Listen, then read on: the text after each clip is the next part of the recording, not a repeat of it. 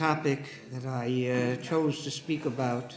Is there a different Torah for Balei Tshuva than the rest of the Jewish people? The answer is yes and no. And that is the answer to almost every question you could possibly ask.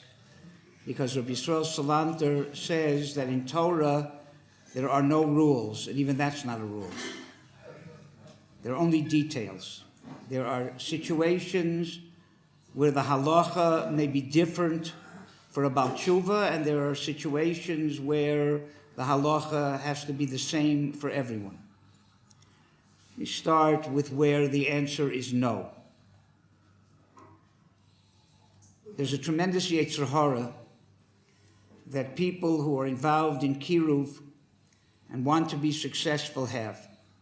There are people who feel that if they could just modify the Torah a little bit and just not do everything they're supposed to do and forget about this isser or that isser, right, then they could really fix up the world. And maybe God would be happy with them if they did that. Rabbi Yisrael Salanter gives a marshal why that is not a valid consideration. Where a person thinks that he's going to transgress the Torah in order to do God a favor. This is what the early conservatives in America, conservative Judaism, some of them had this idea. They said that orthodoxy is dying and is soon going to die. And unless we have some kind of formula to conserve Judaism, if we just permit people to drive on Shabbos, because if we don't, they're moving out to the suburbs and the major shuls were in the urban areas, people won't come to shul. But if we just permit them to drive on Shabbos, we'll get them to come to shul, and who knows what the benefit will be from that. And if they come to shul already, and they have to sit men next to men and women next to women behind a mechitza, they're not going to come. But if we let them sit next to their wife, or even better, next to somebody else's wife, then maybe we'll entice them to come to the shul. So we'll get rid of the mechitza, but it's all for God's sake. All because we're going to bring more people into shul and there'll be more Jewish. There's a pasuk in the Torah, the Chassam Sofer says, addresses this kind of person. Or ha'ish asher lo yakim es divrei haTorah hazos la'asos. Cursed is the person who does not fulfill the Torah to do it. Those last two words seem to be superfluous. What to do it? La'asos. He says exactly this kind of person. They're not mekayim the Torah, but their intention is la'asos. They want to do God a favor. They want to make the Torah stronger, but they're going to do it by doing things the Torah says is awesome. What applies to that person? Or a person like that is cursed. Why? Rabbi Yisrael Salanter gives a beautiful marshal. And I've heard this marshal in many different ways, but this is the way that I heard it that I think is the most effective way of giving it over. There were two kings, King Reuven and King Shimon. King Reuven tells King Shimon, I love to make bets. I want to bet you that if you send your prime minister to my land for 1 week, I can get him to undress publicly. I'll bet you $1 million I can do it. If I'm able to do it, you owe me $1 million. If I'm not able to do it in a week, I'll give you $1 million. You can tell your prime minister anything you want. You can't tell him about the bet. So King Shimon calls his prime minister in, and he says, I'm sending you to King Reuven's land for a week. I want you to promise me one thing. I don't care what you do there, but one thing, you will not undress publicly there. Prime Minister says, wasn't really thinking about it, and you have my word. That's the only thing I have to promise. You got my word. He goes to King Reuven's land. He's there for a few days. King Reuven calls him in. He says, I've been observing you, and you are the one of the most astute prime ministers I've ever seen in my life. You are a really, really fine statesman. And it's amazing to me that a hunchback like you was able to rise to such levels of statesmanhood. Guy says, I'm not a hunchback. He said, oh yeah, you're a hunchback. You don't have to be ashamed of it. Look at the level you reach, despite the fact that you're a hunchback. He says, I'm not a hunchback. He says, you're for sure a hunchback. He said, I'm so sure you're a hunchback that I'll bet you $500,000 you're a hunchback. The guy says, ridiculous. This guy's hallucinating. He says, well, how can I prove to you that I'm not a hunchback? He says, only one way. I'll call my entire court in, and you'll get undressed. If they say you're a hunchback, you owe me $500,000. If they say you're not a hunchback, I'll give you $500,000. The guy says, this is a sure bet. I know I'm not a hunchback. Then he thinks to himself, but my king told me not to undress publicly. But if he would know that I could make $500,000 by getting undressed publicly, I'm sure he wouldn't have told me that. So he agrees, gets undressed. The whole court says, this guy's not a hunchback. He says, okay, I lose. Here's $500,000. He runs back to his king, and he says, look, before you get angry, because you're going to hear that I did what you told me not to do, here's $250,000. I undressed publicly, but I made $500,000. I'm giving you half, I'm keeping half. The guy says, you idiot. You don't think I knew that you could make $500,000? If you give me the whole thing, I've lost $500,000. You saw the $500,000 gain, but there was $1 million loss over here because of what you did. We see the benefit. More people are going to be in shul. But you don't see what the devastation is of Chilul Shabbos. You see the gain, but you don't understand the loss. And if HaKadosh Baruch Hu knew that the gain outweighed the loss, he'd tell you could do it. And if he said you can't do it under those circumstances, then he understands the loss is greater than the gain. And whatever you think you're gaining by transgressing the Torah for the sake of the Ribono Shel Olam, it's not a gain at all. It's a perceived gain. And the loss is a greater loss. Chafetz Chaim says, there's a halacha that when you give somebody a present, you have to let them know. You want to give the Rabban some presents, ask him first if he's interested in your present. You want to bring more people into shul, you want to transgress various halachas, and your intention is to give the Rabban Shalom a present, first ask the Rabban Shalom if he's interested in the present. Before you give somebody a present, you have to let them know. The Mekoshesh Eitzim was Mechavan L'Shem Shamayim. He wanted to teach Bnei Yisrael a lesson, that even though they were decreed to remain in the desert for 40 years, and could be they lost their chelik in Olam Haba, they still had to keep the Torah. So he went, L'Shem Shamayim, was Mechal Shabbos. So they would execute him, and people would see that people who are Mechal Shabbos get executed. Beautiful. Tremendous gain. Klal Yisrael now know the seriousness of Shabbos. But he didn't know that if Klal Yisrael had kept that one Shabbos, Mashiach would have come, the world would have reached its shleimus. So he saw what he thought was a tikkun, when in fact, when the Rabban Shalom said that it's usher to do, the Rabban Shalom doesn't need your favors, because he sees that the benefit that he's going to have by not doing what's wrong is much greater than the benefit you think you're going to do by doing what's wrong. So in that situation, where a person thinks that by being matir asurim, by being able to do things that are asur, whatever they are, is going to aid in his kiruv, that is treif. Doesn't make sense, it's not true, and it never works, even if on the surface it appears to work. So where do Balei Tshuva have a different Torah? The pasuk that says the following: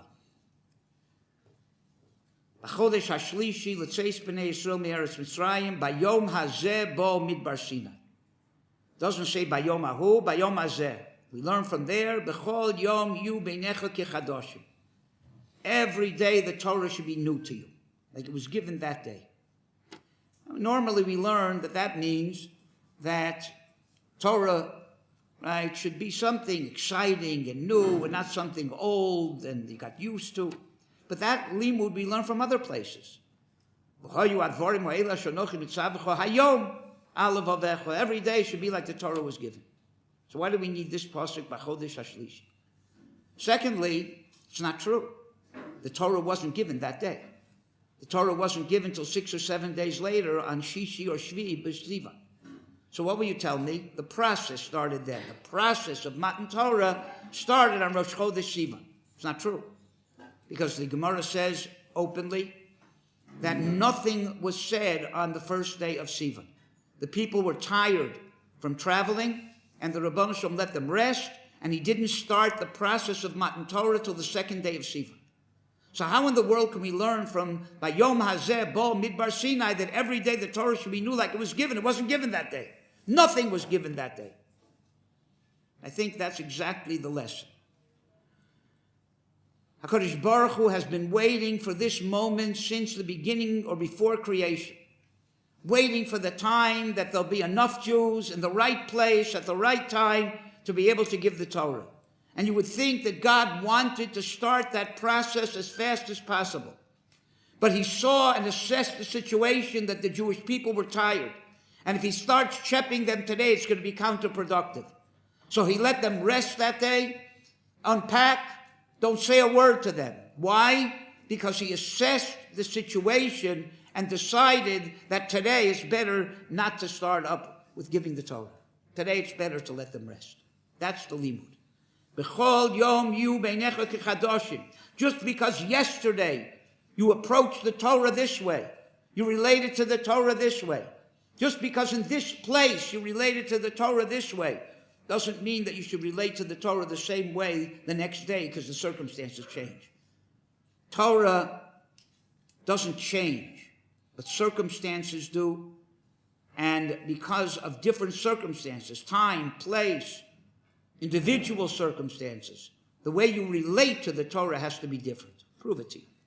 Even though it sounds very reform, but it's not. The Michtav Eliyahu says that every generation has its specific Yetzer Hara. And the way to deal with the Yetzer Hara is to fight fire with fire. You fight the Yetzer Hara on his ground. He gives an example. In the time of the Rambam, the Yetzer Hara was Greek philosophy. They thought that Aristotle was the last word in truth. And whatever Aristotle said was 100% true. And if Aristotle contradicted the Torah was wrong and Aristotle was right. So what did the Rambam do? He wrote Moreh Nevuchim, Guide to the Perplexed, to show these people through Greek philosophy that where Aristotle was right, he didn't contradict the Torah. And where he contradicted the Torah, he was wrong. Now, you came today, spent 20 shekel to sit here. I think you all wasted your money. Because all this about kiruv and how to do kiruv or whatever, if you don't think that things change, then you're wasting your time here. I'll tell you how to be a Mekarev people. Go print up Moreh Nevuchim in the language that people understand. Go to Kikar Tzion, get all these disengaged youth out of the pubs and tell them, I know what's bothering you. You think that Aristotle is right. So I'm going to read you some choice portions of Moreh Nevuchim, and you'll bring them all back to Yiddishkeit. What are you wasting your time here? That's how the Rambam did it. You know how many people will be Mekarev if you do that? None. You know why? Because the Yetzer Hara of this generation is not Greek philosophy, or for that matter, any philosophy. They don't even know who Aristotle is. They think he's a rock star.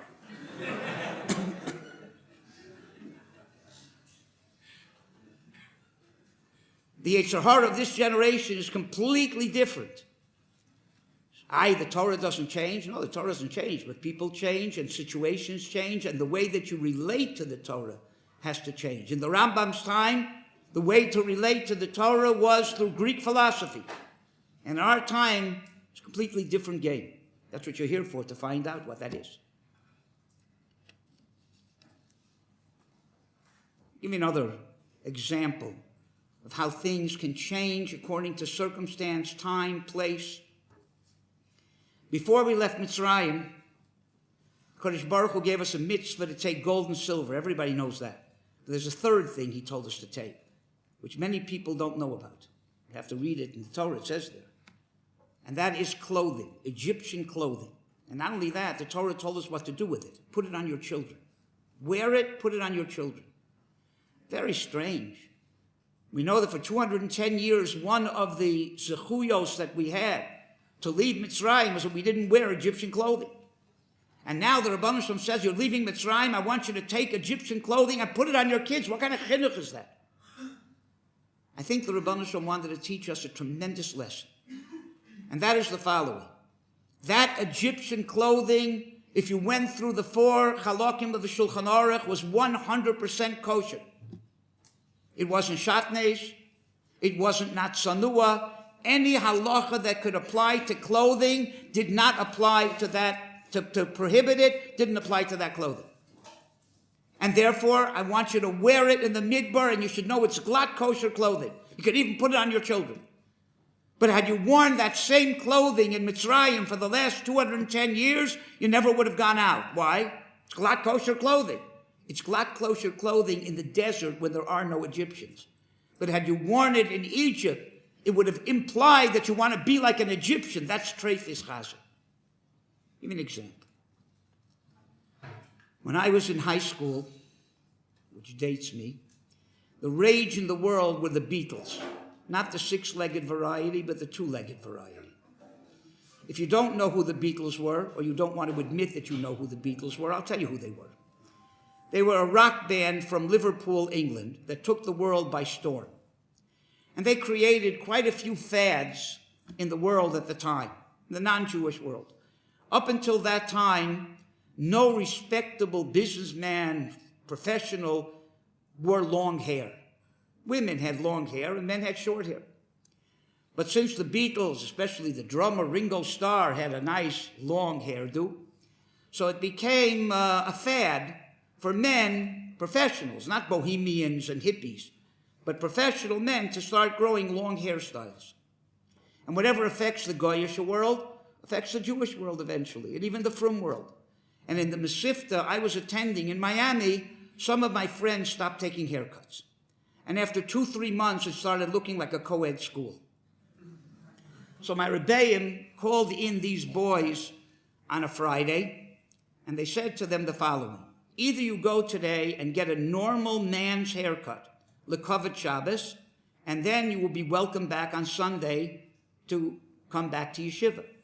But if you don't go today to get a normal man's haircut, then don't bother coming back on Sunday. You are suspended until you get a normal haircut. You can't remain here with long hair. So my friends were not daunted by that, and they said, but Rebbe, a Nazir is a holy man, and he has long hair.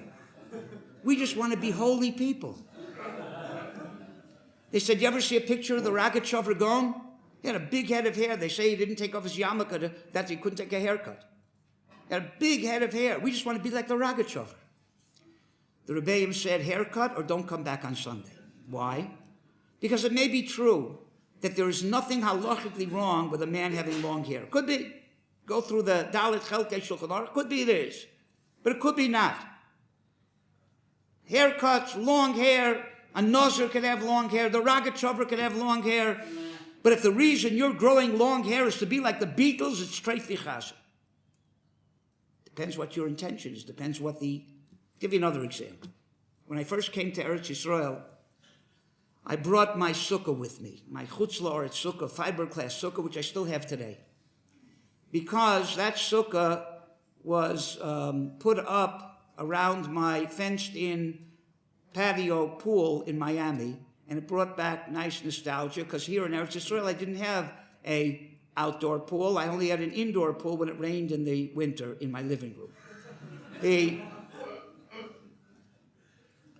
So it brought back nice memories. My sukkah brought back nice memories of my home in Miami. But I felt a little guilty bringing my chutz la'aretz sukkah to Eretz Yisrael. So I said, okay, I'll make a compromise. I will only get Israeli decorations for my sukkah. So right after Yom Kippur, came in Elul, I went to Meir Sharim to buy real Israeli sukkah decorations. And they had everything on tables out in the street. And as I get in closer, I say, you know what? These sukkah decorations look very familiar to me. As I get even closer, I see they look very familiar. They're Christmas decorations. In the original packing, it says Merry Christmas on it. And all these Yerushalmis are buying up these decorations like who knows what. I was sure I would go into Meir Sharim on Chol HaMoed and see a sukkah decorated with a little baby and some shepherds around or whatever. And the guy would tell me, look, a ganze mishpacha, except we can't find the father.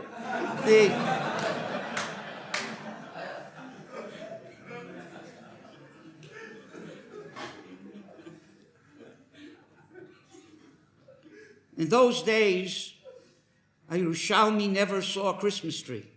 I'm sure if one of them went to America in December, he would say, these guys stole our sukkah decorations. So it could be in Yerushalayim, those decorations are 100% kosher v'yosher. But those same decorations in New York may be treif because of chukas hagoyim. So really, how you relate to the Torah depends on time and place and implications. And therefore, what may be 100% okay for one person, may be 100% treif for another person. Not only that, not only what is okay and what's not okay, but how do you bring Torah over to somebody? What do you tell them? You have to speak their language. The Rambam in Moreh Nevuchim says that the reason for korbanos, for sacrifices, is because the Rabbanu Shalom couldn't wean the Jewish people from bringing sacrifices because that was the normal way for people to serve a God. It's like somebody coming today who said, you can't daven to a God. So the Rabbanu Shalom said, okay, we'll let you bring sacrifices, just give you a way of doing it in a proper way instead of an improper way. So one would think that the Ramban, Tainus on this Rambam, what is he talking about? Korbanos were brought before there was any Avodah Zarah. Can't just be to wean people away from Avodah Zarah. Adam HaRishon brought a korban. There was no Avodah Zarah. Noach brought korbanos. No one else in the world. But the Medrash says what the Rambam's saying. And that same Rambam in Mishnah Torah, in Hilchos Me'ilah, says that korbanos are a secret of nature. There's something beyond our comprehension, beyond rationale. They have an effect on the entire universe. Same Rambam. Except the Rambam knew when he was talking to Nevuchim, when he's talking to people who couldn't understand anything beyond rationale, he gave them a rational reason. It's true. But it's not the only reason for korbanos. But these people were capable of hearing that idea. In Mishnah Torah, he's talking to Frumme Yidden. There, he told them the whole thing. It's really beyond rationale. Something that has to do with the very workings of the universe, of spiritual world and physical world. So you have to know, my Rosh Yeshiva always quoted his uncle, the Meir Bloch, Zatzal. The Navi asks for a Lashon Limudim, Le'us, La'ayev Chochma. Le'us, Lamed Ayin Vav Tav, comes from the word Eish, to give Torah over in a timely way, to know who you're speaking to know what they're capable of hearing, not to say that not something that's not true, but you have to tell them everything, like Rabbi Kaplan said. Tell them what they can hear, and where they're holding now. Don't tell them something that's impossible for them to understand. Know who you're talking to. And therefore the Torah does change according to time and place and person. It changes in what you tell someone and how you tell them, and it changes in what's mutter and what's asur. When one place may be 100% mutter, another place may be 100% asur. Big Day Mitzrayim in the Midbar is 100% okay. Big Day Mitzrayim in Mitzrayim is 100% treif. Christmas lights in New York is treif. In Yerushalayim, Ir HaKodesh, at least in those days, may have been okay. So you have to know, not necessarily to change the Torah, but you have to know how to package the Torah. Torah doesn't change, but how you relate it to people has to change according to who they are. So yes, there is a different Torah for Balei Tshuva and a different Torah for people who are well-versed in what Torah is, and how you package it, and also what implications it has and what it doesn't have. Another area. This is a sore point in this generation.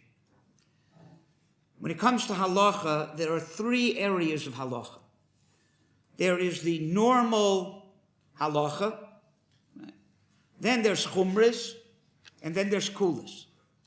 There's a place to be machmir sometimes. Sometimes you're not allowed to be machmir. There's a place to be makel. Sometimes you're not allowed to be makel. And there's a place to keep the normative halacha. People don't know too much about halacha. They're not discerning enough to know what halacha is, what chumras are, what kulas are. So some people are machmir, but they think that's a normative halacha. So anyone who's not machmir and keeps the normative halacha is a sheiketz. Some people are mekel. For whatever reason, they're lenient in certain halachas. They don't know that's a leniency. They think that's normative halacha. So they look at anybody who keeps the halacha as a fanatic. And that's why there's so much dissension. If everybody would know what the halacha is, where it's chumrah, where it's a kula, then people could see and look at each other with a lot more tolerance than they do. But you have to know when you can be machmir. Chumrah is not always good. And sometimes a chumrah will bring you to a kula. Example, the halacha is that you're allowed to eat certain things outside the sukkah. Certain things you have to eat in the sukkah. That's the halacha, normative halacha. But somebody wants to be machmir, won't even drink water outside the sukkah. That's a chumrah. It's not the halacha. So somebody wants to be machmir. He doesn't have his own sukkah. He has to go 4 blocks down to go into a sukkah. But he's not even going to drink water, right, except in the sukkah. So he can't go 4 blocks every time he wants a glass of water. So on Yontif, Chol Moed, he doesn't drink, which is a zilzul of Simchas Yontif, which is a doraisa. So for your nice chumrah of not drinking water outside the sukkah, you're mezalzel in a mitzvah doraisa of Simchas Yontif. That's a chumrah, that's a zilzul. So sometimes the chumrah is not a good thing. There's many, many other examples, but there's a time to give them. Sometimes it's very proper to be machmir, because if a person's not machmir in his specific situation, he'll end up being mezalzel in the halacha too. His yetzer hara is one that he needs to be extra careful in these areas. So he has to be machmir. Somebody else, just the opposite. If he's going to be machmir, he's not going to be able to do. And if he doesn't do, he's not going to keep the halacha either. So for him, it's better to be lenient. At least this way he'll keep the halacha. Everybody's different. And everybody, according to their temperament, according to their background, according to the yetzer hara that they have, sometimes have to be machmir, sometimes have to be mekel, sometimes have to keep the normative halacha. And there are definitely times when kulas are built into the Shulchan Aruch. For instance, 2 people come with a chicken, decide if it's kosher or not. The normative halacha is that this chicken is not kosher, because the majority of opinions in this issue hold that it's not kosher. But the halacha says that if the person coming is an ani, and that's all he has is this one chicken, he's not going to have anything to eat for Shabbos. It's a hefsid maruba for him. Then, under these circumstances, for that person, you can rely on a more lenient opinion, and for him it's kosher. So for this person it's kosher, and for this person it's treif. Why? Because the circumstances are different. Because this person has a hefsid maruba, he has a great loss, and for this person not. What's a great loss depends on the person too. What's a great loss for an usher is not the same great loss for an ani. And it's not only monetary loss, where there's a difference, where you're allowed to rely on a more lenient opinion or whatever. But it's sorech gadol. Person has a tremendous need, or for kibbud avoim, or shalom bayis, or chinuch. Or because if a person keeps the normative halacha, it's going to be an extra amount of strain, emotionally, physically for him. So then the halacha is that a shas hatchak, a tzorech gadol, has the same deal as a hefsid meruba. And for one person coming to ask a shaila, the halacha will be for him X, and for someone else the halacha will be Y. And therefore, about tshuva, somebody who's a frum person, right, who his parents are frum and the house is frum, and therefore Hilchos Shabbos says you're not allowed to do this on Shabbos, she doesn't do it. But a person who growing up in a family where they're not shomer Shabbos, and if he doesn't do this, he's not going to be able to survive. So this opinion says it's okay to do. For him, the halacha is like that opinion. Because otherwise he's not going to be able to survive there. It's a tzorech gadol. So is there a different Torah for Balei Tshuva? Sometimes yes. sometimes not. But you have to know what you're doing. Like Rabbi Kaplan said, you have to ask somebody who knows. If you don't know, you can't make these decisions on your own. You have to ask a posek, a das Torah, to know when yes and when not. And sometimes the halacha, you hear Gedolim say, this is the halacha. But for this person, right, they would definitely say this is not the case for his situation. So the Gedolim have to speak to the tzibur. But if you're an exception, perhaps, ask a qualified das Torah who understands what the Gedolim said, understand what your situation is, and maybe in your situation, you're a Yotzei Min HaKlal. What is asur for everybody else, for you is mutter. Not only mutter, maybe it's a chiyuv. You have to do it like that because of your situation. And this all depends on the fifth Shulchan Aruch, a little seichel. Aside from knowing halacha, a person has to have some seichel also. And sometimes the seichel is what tells you how to paskin a shaila, and that's why it is a terrible avla for people to paskin shailas to people they don't know who they are, on the phone, on a computer. It's not what a shaila is. A shaila, you have to know who you're speaking to, because you have to know what their circumstances are. You have to know who they are, because the halacha for one person could be completely different than halacha for another person. When people call me, and they're not from my kehillah, they have a shaila. I said, well, who's your rav? Well, we don't have one. So that's the first thing that you have to do. Get a rav who knows you, who knows your situation. Don't call me. I don't have an idea who you are. I'm not going to be able to paskin for you because I don't know what your situation is. So you have to get a rav. If you promise me you'll get a rav, I'll answer you this time. But don't call me another time until you get a rav and ask him. Because somebody has to know who you are and be sensitive to who you are. You can't stop paskin over the phone. Right? I've had really crazy things over the phone. Somebody once called me with a very serious taras mishpacha question. And the person said to me like this, I'm only asking you this if you're going to be matter. If you're not, then I'm not asking you, I'll ask somebody else. I told him with a preface like that, I don't speak to people like that on the phone. That was the end of the conversation.